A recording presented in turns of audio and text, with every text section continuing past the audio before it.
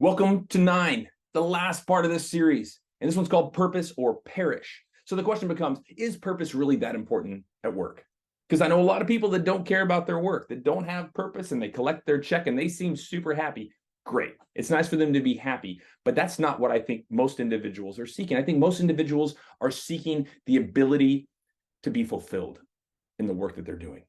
The thing is it's not reserved for other people. We told you already that purpose is not reserved for Zappos employees or Patagonia employees or philanthropists. No. Purpose is there for you. So when I say purpose or perish, people are like, wait, okay, am I actually in threat of perishing, of dying? Not physically. But I think we've all seen those people that start a role, and after months and years, they start to create a calloused perspective of the work that they're doing. They start to disengage slowly. They stop caring. Yeah, they're still going through the motions. They're physically present, but they're not emotionally present.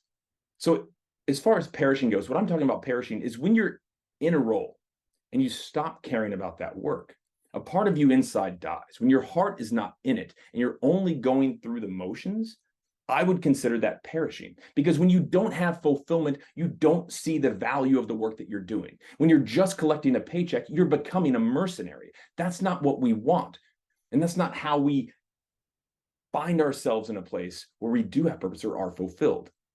Is it really about purposing? Yes, because we have the choice to make. We can choose, right? 3 different things. If somebody doesn't have purpose in their work and they don't like their job, they have 3 options, right? The first option, right, is that they can quit their job and go find another job. But the problem with that is if somebody quits their job when they don't have purpose and they go to find another job, they haven't changed anything about themselves. They'll start this new job, and once the veneer of that new position wears off, they're going to start to disengage again.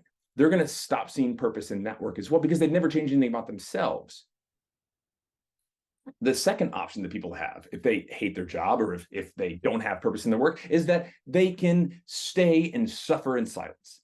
They can just stay there as somebody collecting a paycheck, do the bare minimum, which we've seen a lot with lots of these newer generations, do the bare minimum of work, collect your paycheck, and not actually care about the work. The problem with that is you're still going to be unfulfilled. You're still going to have these bad days that are going to carry into the next day, and you're not actually contributing in the way that you could to that organization.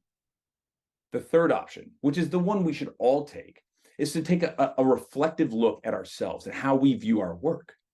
Because if we're not choosing to move towards purpose, right, to reclaim purpose in the work that we're doing, we are going to perish, because either we're going to perish in that role and never have fulfillment again, or we're going to move on to a new role and perish in that role.